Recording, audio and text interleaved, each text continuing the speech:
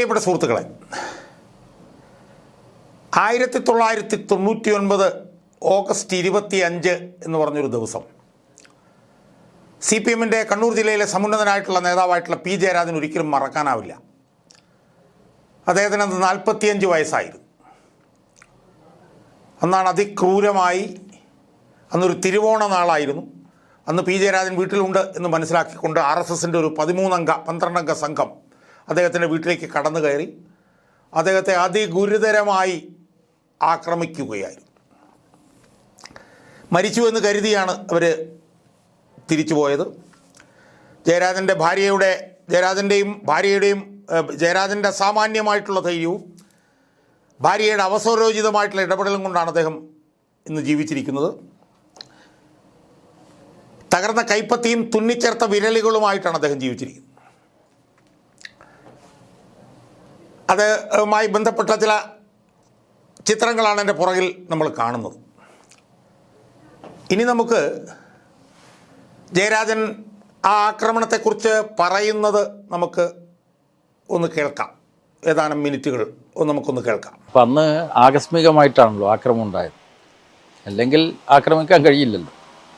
തിരുവോണ ദിവസമാണ്, അപ്പോൾ എല്ലാവരും വീട്ടിൽ വിശ്രമിക്കുന്ന അവസരമായിരിക്കും. അപ്പോൾ ആ അവസരം നോക്കി വീട്ടിലുണ്ട് എന്ന് RSSകാർ ഉറപ്പുവരുത്തിയതിന് ശേഷമാണ് വളരെ ആസൂത്രിതമായിട്ടുള്ള ആക്രമണം നടത്തിയത്. ആക്രമണത്തിൽ അത്ഭുതകരമായി രക്ഷപ്പെട്ടു.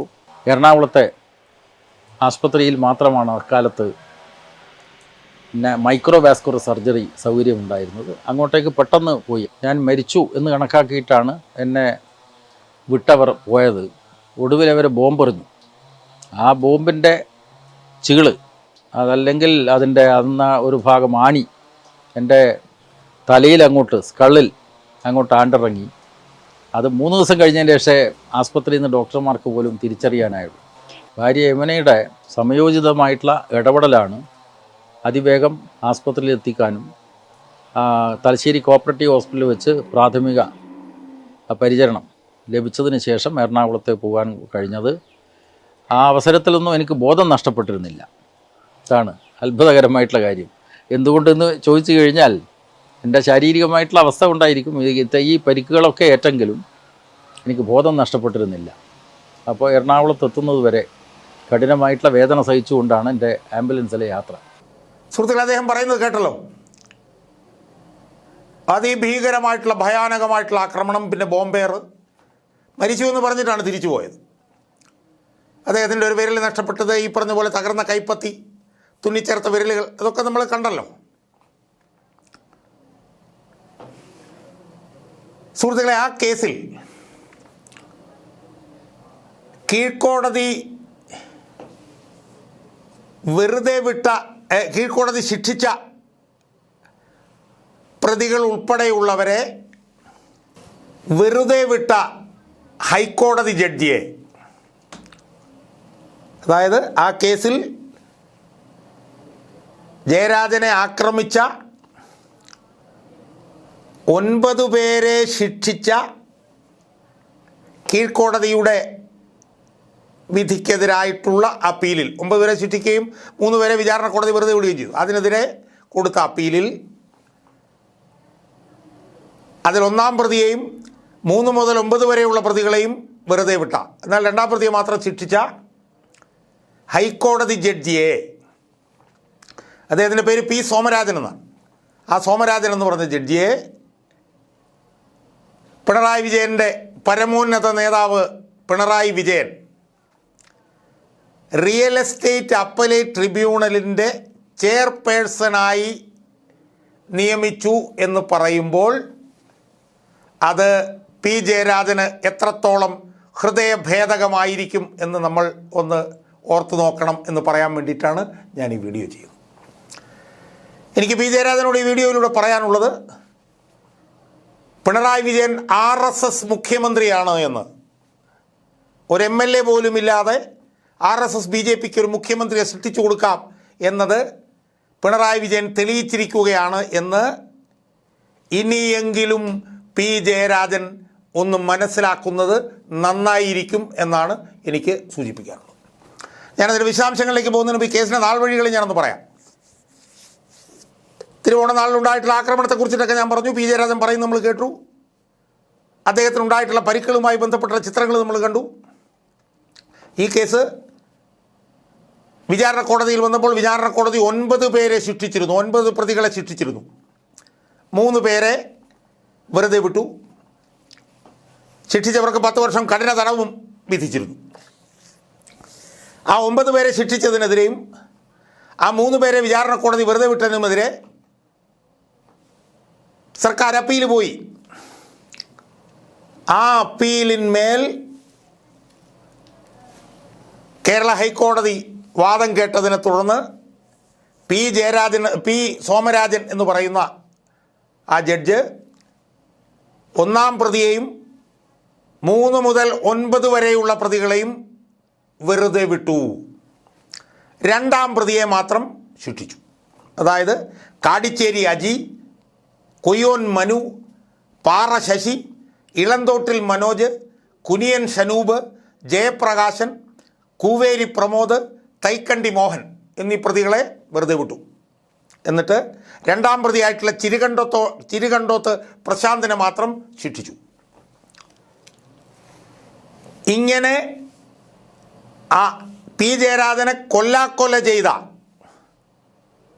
കേസിലെ പ്രതികളെ വെറുതെ വിട്ട പി സോമരാജൻ എന്ന് പറഞ്ഞ ഹൈക്കോടതി ജഡ്ജിയെ പിണറായി വിജയൻ, അതായത് പി ജയരാജൻ്റെ പരമോന്നത നേതാവ് Pinarayi Vijayan real estate appellate ട്രിബ്യൂണലിൻ്റെ ചെയർപേഴ്സണായി നിയമിച്ചിരിക്കുകയാണ് സുഹൃത്തുക്കളെ. അപ്പോൾ അതുകൊണ്ടാണ് ഞാൻ പറഞ്ഞത് പിണറായി വിജയൻ RSSൻ്റെ BJP RSSൻ്റെ മുഖ്യമന്ത്രിയാണ് എന്ന്. ഇനി നമ്മൾ മനസ്സിലാക്കേണ്ട ഒരു കാര്യമുണ്ട്. ഈ വിധി വന്നതിനെ തുടർന്ന്, ഇത് ജനുവരി 11 മറ്റാണ് ഈ വിധി ഉണ്ടായതെങ്കിലും മാർച്ച് 1 മറ്റാണ് ഇതിൻ്റെ വിശദാംശങ്ങൾ പുറത്തു വരുന്നത്. അന്ന് ആ മാർച്ച് 1 ഈ വിധിയുടെ വിശദാംശങ്ങൾ പുറത്തു വന്നപ്പോൾ പി ജയരാജനിട്ടൊരു പോസ്റ്റുണ്ട്. ആ പോസ്റ്റ് എൻ്റെ പ്രേക്ഷകരുമായി ഞാനൊന്ന് ചർച്ച ചെയ്യാൻ പോവുകയാണ്. ആ പോസ്റ്റ് വളരെ നിർണായകമാണ്. അതിൽ അദ്ദേഹം പറയുകയാണ്, 24 വർഷങ്ങൾക്ക് മുമ്പ് തിരുവോണ ദിവസം വീട്ടിൽ കയറി എന്നെ വധിക്കാൻ ശ്രമിച്ച കേസിലെ പ്രതികൾക്ക് വിചാരണ കോടതി നൽകിയ ശിക്ഷ റദ്ദാക്കിക്കൊണ്ട് ഹൈക്കോടതി വിധി വന്നിരിക്കുന്നു.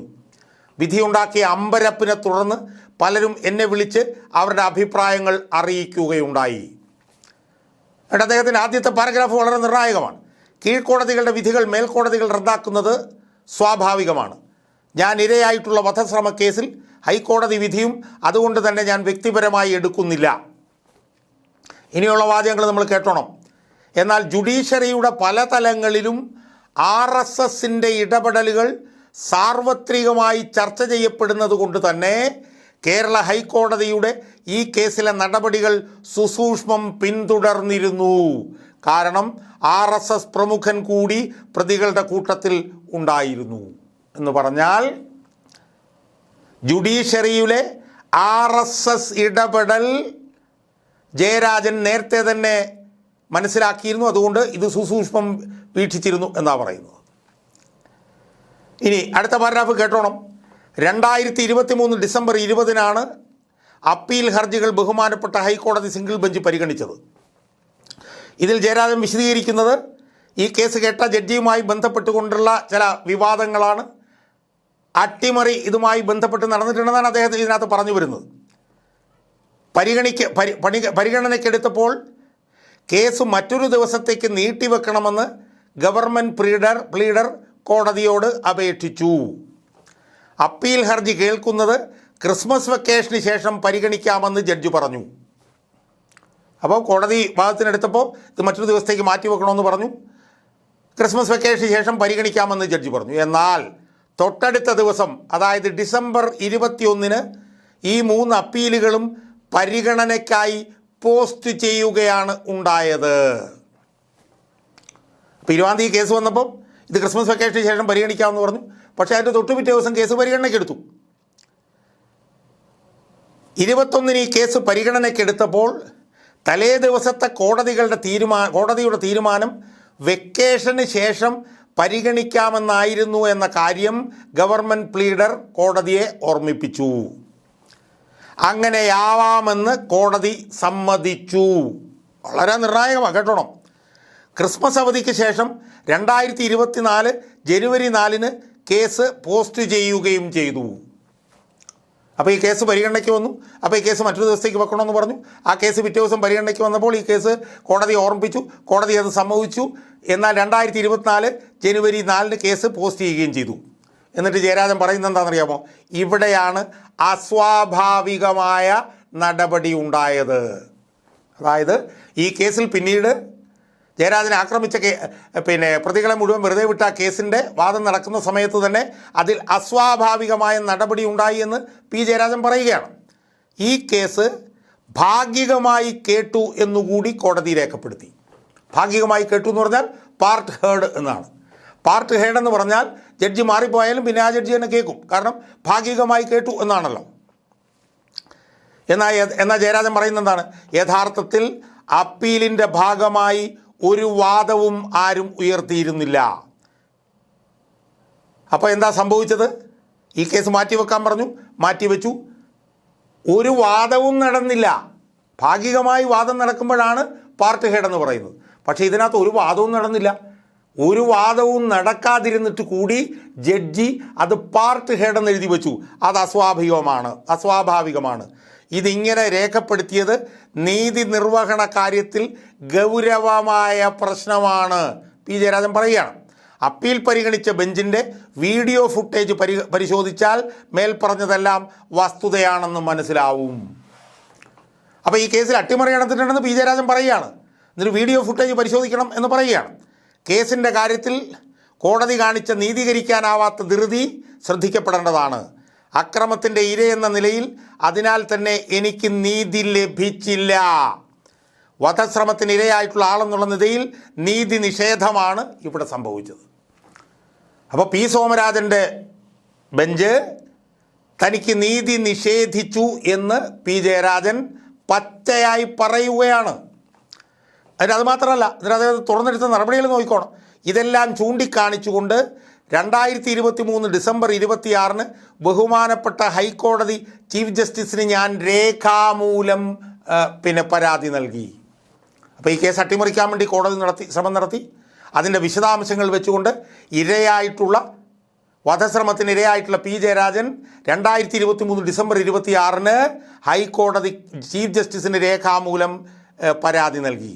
ഈ പരാതി പരിഗണിച്ചിരുന്നുവെങ്കിൽ ക്രിസ്മസ് വെക്കേഷന് ശേഷമുള്ള ക്രിമിനൽ അപ്പീലുകൾ പരിഗണിക്കുന്ന ബെഞ്ചാകുമായിരുന്നു ഈ കേസ് പരിഗണിക്കുക, ഈ കേസിൽ വിധി പറയുക. എന്ന് പറഞ്ഞാൽ താൻ ഹൈക്കോടതി ചീഫ് ജസ്റ്റിസിന് കൊടുത്ത കത്ത് പരിഗണിച്ചിരുന്നുവെങ്കിൽ വെക്കേഷൻ കഴിയുമ്പോൾ ബെഞ്ച് മാറുമായിരുന്നു, വേറൊരു ബെഞ്ചായിരുന്നു ആ കേസിൽ വിധി പറയുമായിരുന്നു എന്നാണ് ജയരാജൻ പറയുന്നത്. ക്രിസ്മസ് അവധിക്ക് ശേഷം പരിഗണനയ്ക്ക് വെച്ച കേസ് തൊട്ടടുത്ത ദിവസങ്ങൾ തന്നെ പരിഗണിക്കെടുത്തതിന് 2 കാരണങ്ങളുണ്ട് ജയരാജൻ പറയുക. അപ്പോൾ ക്രിസ്മസ് വെക്കേഷന് ശേഷം പരിഗണനയ്ക്ക് വെച്ച കേസ് പെട്ടെന്ന് തന്നെ പിറ്റേ ദിവസം എടുത്തതിന് 2 കാരണങ്ങളുണ്ട്. ഒന്ന്, 20 വൈകുന്നേരമാകുമ്പോഴേക്ക് ക്രിസ്മസ് അവധിക്ക് ശേഷമുള്ള ബെഞ്ചുകളുടെ ക്രമീകരണം ഹൈക്കോടതി തയ്യാറാക്കിയിരുന്നു. വളരെ ഗുരുതരമായിട്ടുള്ള ആരോപണമാണ്. 20 വൈകുന്നേരമാകുമ്പോഴേക്കും ക്രിസ്മസ് അവധിക്ക് ശേഷമുള്ള ബെഞ്ചുകളുടെ ക്രമീകരണം ഹൈക്കോടതി തയ്യാറാക്കിയിരുന്നു. അതനുസരിച്ച് ഇപ്പോൾ വിധി പറഞ്ഞ ബെഞ്ചിൻ്റെ മുമ്പിലല്ല അപ്പീലുകൾ വരിക. രണ്ടാമതായി, തലേ ദിവസം ഭാഗികമായി കേട്ടു എന്ന് രേഖപ്പെടുത്തിയിരുന്നില്ല. 21 ഭാഗികമായി കേട്ടു എന്ന് കേൾക്കാതെ രേഖപ്പെടുത്തിയാൽ വിധി പറഞ്ഞ ബെഞ്ചിൻ്റെ മുമ്പിൽ തന്നെ ക്രിസ്മസ് അവധിക്ക് ശേഷവും അപ്പീലുകൾ പരിഗണനയ്ക്ക് വരും. ഈ കാരണങ്ങളാലാണ്. അപ്പം ഓർത്തോണം, മനസ്സിലായി, അതിനകത്ത് അട്ടിമറി വളരെ കൃത്യമായി ജയരാജൻ പറയുകയാണ്. ഈ കാരണങ്ങളാലാണ് നീതി ലഭിക്കുന്നതിന് വേണ്ടി റോസ്റ്റർ പ്രസിദ്ധീകരിച്ച പ്രകാരം ക്രിമിനൽ അപ്പീലുകൾ കേൾക്കുന്ന ബെഞ്ച് കേസ് പരിഗണിക്കണമെന്ന് ബഹുമാനപ്പെട്ട ഹൈക്കോടതി ചീഫ് ജസ്റ്റിസിന് ഡിസംബർ 24 മുമ്പ് തന്നെ ഞാൻ അപേക്ഷിച്ചത്. പക്ഷേ ആ അപേക്ഷ പരിഗണിക്കപ്പെട്ടില്ല. അപ്പോൾ ജയരാജൻ്റെ ആദ്യത്തെ വാദം എന്താണ്? ജുഡീഷ്യറിയിലെ RSS ഇടപെടൽ. രണ്ടാമത്തെ വാദം, തൻ്റെ ഈ കേസ് പി സോമരാജൻ്റെ ബെഞ്ച് കേട്ടതിന് പുറകിൽ അട്ടിമറി ഉണ്ട്, ആ അട്ടിമറി ഇന്നതാണെന്നൊക്കെ പറയുന്നു. ആ ഒരു അട്ടിമറി ഉണ്ട് എന്നുള്ളത് സംബന്ധിച്ച് ചീഫ് ജസ്റ്റിസിന് പരാതി കൊടുക്കുന്നു, പക്ഷേ അത് പരിഗണിക്കപ്പെടുന്നില്ല. ഇനി അടുത്തൊരു പോയിന്റ് വളരെ പ്രധാനമാണ്. വിയോജിപ്പുകൾ സാർവത്രികമായി ഉയർന്ന പല വിധികളും പുറപ്പെടുവിച്ച ന്യായാധിപന്മാർക്ക് വിരമിച്ച ശേഷം ലഭിച്ച പദവികൾ ഇന്ത്യൻ ജുഡീഷ്യറിക്ക് കളങ്കമേൽപ്പിച്ചതാണ്. വളരെ പ്രധാനമാണ്. കാരണം എന്താ, ഇപ്പോൾ ഈ പറഞ്ഞ വിയോജിപ്പുകളുള്ള ഈ ജഡ്ജിക്ക് നിയമനം കൊടുത്തിരിക്കുകയാണ്. അതിൻ്റെ പശ്ചാത്തലത്തിൽ എന്താ ജയരാജൻ പറയുന്നത്? വിയോജിപ്പുകൾ സാർവത്രികമായി ഉയർന്ന പല വിധികളും പുറപ്പെടുവിച്ച ന്യായാധിപന്മാർക്ക് വിരമിച്ച ശേഷം ലഭിച്ച പദവികൾ ഇന്ത്യൻ ജുഡീഷ്യറിക്ക് കളങ്കമേൽപ്പിച്ചതാണ്. ഉത്തർപ്രദേശിലെ വാരണാസിയിലെ ഗ്യാൻവാബി പള്ളി ഹിന്ദുക്കൾക്ക് ആരാധനയ്ക്കായി തുറന്നു കൊടുക്കണമെന്ന വിശ്വ ഹിന്ദു പരിഷത്തിൻ്റെ ഹർജി അനുവദിച്ച ജഡ്ജിക്ക് ലോകായുക്തയായി നിയമനം നൽകിയതാണ് ഇന്നത്തെ വാർത്ത. ഇത്തരം വാർത്തകൾ തുടർക്കഥയാകുന്ന വർത്തമാന സാഹചര്യത്തിൽ ഇനി എന്ത് എന്നതാണ് നമ്മുടെ ചോദ്യം. ആലോചിച്ച് നോക്കണം. അവിടെ RSSനും BJPക്കും അനുകൂലമായി വിധി പ്രഖ്യാപിച്ച ജഡ്ജിയെ ലോകായുക്തയാക്കിയതിൻ്റെ ഉദാഹരണം ഇവിടെ പറയുകയാണ്. ജുഡീഷ്യറിയിൽ നിന്ന് നീതി നിർവഹണത്തിൻ്റെ അന്തസത്ത ഉയർത്തിപ്പിടിക്കാൻ തയ്യാറാവുന്നതിലാണ് നമ്മുടെ പ്രതീക്ഷ. ഈ കേസിൻ്റെ കാര്യത്തിൽ സംസ്ഥാന ഗവൺമെൻറ് നൽകുന്ന ഹർജിയിൽ എനിക്കും സുപ്രീം കോടതിയിൽ കക്ഷി ചേരാനാവും എന്നാണ് എനിക്ക് കിട്ടിയ ഉപദേശം. ഈ സമയം ജുഡീഷ്യറിയിലെ ഇത്തരം പുഴുക്കുത്തുകൾക്കെതിരായി ജനങ്ങൾ പ്രതികരിക്കുകയും വേണം. കാരണം ജനാധിപത്യ വ്യവസ്ഥയിൽ ജനങ്ങളാണല്ലോ പരമാധികാരികൾ. കോടതിയുടെ മഹനീയമായിട്ടുള്ള പദവിയെ ജനങ്ങൾ ആദരപൂർവ്വമാണ് കാണുന്നത്. ന്യായാധിപന്മാർക്ക് നിർഭയമായും ധാർമ്മിക സത്യസന്ധത പാലിച്ചുകൊണ്ടും സമ്പത്തിൻ്റെയും അധികാരത്തിൻ്റെയും പ്രലോഭനങ്ങൾക്ക് വശംവദരാവാതെയും ജനങ്ങൾക്ക് നീതി ലഭ്യമാകാനുള്ള ബാധ്യതയുണ്ട്. ഇതാണ് CPMൻ്റെ കണ്ണൂരിലെ സമുന്നത നേതാവായിട്ടുള്ള P. ജയരാജൻ മാർച്ച് 1-നിട്ട ഫേസ്ബുക്ക് പോസ്റ്റിൽ പറയുന്നത്. ഒന്ന് പറയുന്നത് ജുഡീഷ്യറിയിൽ RSS ഇടപെടലുണ്ട്. 2, തൻ്റെ കേസ് കൈകാര്യം ചെയ്ത ജഡ്ജ് കൃത്യമായി ഈ കേസ് താൻ തന്നെ കേൾക്കണമെന്ന് നിർബന്ധിച്ചുകൊണ്ട് അത് അട്ടിമറിക്കാൻ നടത്തിയിട്ടുള്ള ജസ്റ്റിസ് സോമരാജൻ്റെ ശ്രമം. ആ സോമരാജൻ്റെ ശ്രമത്തിനെതിരെ ഡിസംബറിൽ തന്നെ ചീഫ് ജസ്റ്റിസിന് പരാതി കൊടുത്ത കാര്യം, എന്നാൽ അത് പരിഗണിക്കപ്പെട്ടില്ല എന്നുള്ള കാര്യം. ഏറ്റവും പ്രധാനമായി അവസാനം പറയുന്നത്, ഇതുപോലെ വിയോജിപ്പുള്ള വിധികൾ പ്രഖ്യാപിച്ച ജഡ്ജിമാർക്ക് BJP RSS നേതൃത്വം ലോകായുക്ത പോലുള്ള പദവി നൽകി ആദരിച്ച കാര്യം. ഇത്രയും കാര്യങ്ങൾ പറഞ്ഞുകൊണ്ടാണ് P. ജയരാജൻ മാർച്ച് 1-ന് തൻ്റെ ഫേസ്ബുക്ക് പോസ്റ്റ് അവസാനിപ്പിക്കുന്നത്. സുഹൃത്തുക്കളെ, ഇവിടെ എന്താ സംഭവിച്ചത്? ഇവിടെ സംഭവിച്ചത് ജയരാജൻ എന്ന് പറയുന്ന നേതാവിനെ 999 തിരുവോണ നാളിൽ വീട്ടിൽ കയറി അതിഗുരുതരമായി വെട്ടിപ്പരിക്കേൽപ്പിച്ച RSSൻ്റെ പ്രധാന നേതാക്കന്മാരുൾപ്പെടെയുള്ളവരെ വിചാരണ കോടതി ശിക്ഷിച്ചിട്ടും അതിൻ്റെ അപ്പീൽ കേട്ട judge justice P. Somarajan case അട്ടിമറിച്ചുകൊണ്ട്, കേസിൻ്റെ വാദം കേൾക്കാതിരുന്ന ജഡ്ജി തന്നെ പാർട്ട് ഹേർഡാണെന്ന് എഴുതി, ഭാഗികമായി കേട്ടു എന്നെഴുതി, ആ കേസ് മനഃപൂർവ്വം കേട്ട് അതിലെ പ്രതികളെ മുഴുവൻ വിട്ടയച്ച ജഡ്ജിനെ P. ജയരാജൻ്റെ പരമോന്നത നേതാവായിട്ടുള്ള Pinarayi Vijayan real estate appellate ട്രിബ്യൂണലിൻ്റെ ചെയർപേഴ്സണായി നിയമിച്ചിരിക്കുകയാണ്. സുഹൃത്തുക്കളെ, എത്ര ഭീകരമാണ് ഈ സാഹചര്യം ആലോചിച്ച് നോക്കൂ. വിയോജിപ്പുകൾ RSS BJPക്കാർക്ക് അനുകൂലമായി വിയോജിപ്പുകൾ ഉള്ള വിധിന്യായങ്ങൾ പുറപ്പെടുവിച്ച ന്യായാധിപന്മാരെ RSSും BJPയും റിട്ടയർമെൻറ്റിന് ശേഷം സ്ഥാനം കൊടുത്ത് ആദരിക്കുന്ന കാര്യമാണ് ഈ P. ജയരാജൻ എന്ന് പറഞ്ഞ സമുന്നത നേതാവ് തൻ്റെ ഫേസ്ബുക്ക് പോസ്റ്റിൽ പറയുന്നത്. ഇവിടെ എന്താ സംഭവിച്ചിരിക്കുന്നത്?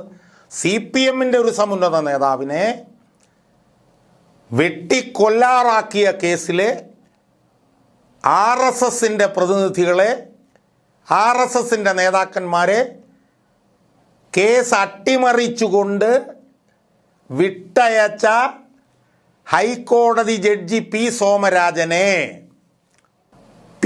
ജയരാജനെ വെട്ടിക്കൊല്ലാറാക്കിയ കേസിലെ പ്രതികളെ വിട്ടയച്ച സോമരാജനെ P. ജയരാജൻ്റെ തന്നെ പാർട്ടിയുടെ മുഖ്യമന്ത്രിയും പോളിറ്റ് ബ്യൂറോ മെമ്പറുമായിട്ടുള്ള ശ്രീമാൻ പിണറായി വിജയൻ റിട്ടയർമെൻറ്റിന് ശേഷം ഉന്നത സ്ഥാനം കൊടുത്തിരുത്തുന്ന അതിഭീകരമായിട്ടുള്ളൊരു സാഹചര്യമല്ലേ സുഹൃത്തുക്കളെ ഇവിടെ വന്നിട്ടുള്ളത്. റിയൽ എസ്റ്റേറ്റ് അപ്പലേറ്റ് ട്രിബ്യൂണലിലെ ചെയർപേഴ്സണായി നിയമിക്കുകയാണ്. ആരെ? പി ജയരാജനെ വെട്ടിക്കൊല്ലാറാക്കിയ കേസിലെ പ്രതികളെ നിയമവിരുദ്ധമായി വെറുതെ വിട്ടുവെന്ന് പി ജയരാജൻ തന്നെ പരസ്യമായി ഫേസ്ബുക്ക് പോസ്റ്റിലൂടെ ആക്ഷേപമുന്നയിച്ച ന്യായാധിപനെ അയാളുടെ നേതാവായിട്ടുള്ള ഈ പിണറായി വിജയൻ തന്നെ ഉന്നത സ്ഥാനം കൊടുത്ത് റിട്ടയർമെൻറ്റിന് ശേഷം അവരോധിക്കുമ്പോൾ ആരുടെ മുഖ്യമന്ത്രിയാണ് പിണറായി വിജയൻ? ആരുടെ മുഖ്യമന്ത്രിയാണ് പിണറായി വിജയൻ? CPM-ൻ്റെ മുഖ്യമന്ത്രിയാണോ പിണറായി വിജയൻ? പി ജയരാജൻ്റെ മുഖ്യമന്ത്രിയാണോ പിണറായി വിജയൻ? CPM-കാരുടെ പ്രതിനിധിയാണോ പിണറായി വിജയൻ? അല്ലേ അല്ല. കേരള മുഖ്യമന്ത്രി പിണറായി വിജയൻ RSS BJP-യുടെ മുഖ്യമന്ത്രിയാണെന്ന് ഇനിയെങ്കിലും നമ്മൾ മനസ്സിലാക്കണം എന്നാണ് എനിക്ക് സൂചിപ്പിക്കാനുള്ളത്. RSS BJP-യുടെ മുഖ്യമന്ത്രിയാണ് പിണറായി വിജയൻ. അതിനിയെങ്കിലും പി ജയരാജൻ എന്ന് പറഞ്ഞ നേതാവ് മനസ്സിലാക്കണം. പിണറായി വിജയൻ RSS-ൻ്റെയും BJP-യുടെയും മുഖ്യമന്ത്രിയാണെന്ന് പി ജയരാജൻ എന്ന് പറഞ്ഞ CPM-ൻ്റെ നേതാവ് ഇനിയെങ്കിലും മനസ്സിലാക്കണം എന്നാണ് പി ജയരാജൻ എന്ന് പറഞ്ഞ CPM നേതാവിനോട് എനിക്ക് വിനയത്തോടു കൂടി പറയാനുള്ളത്.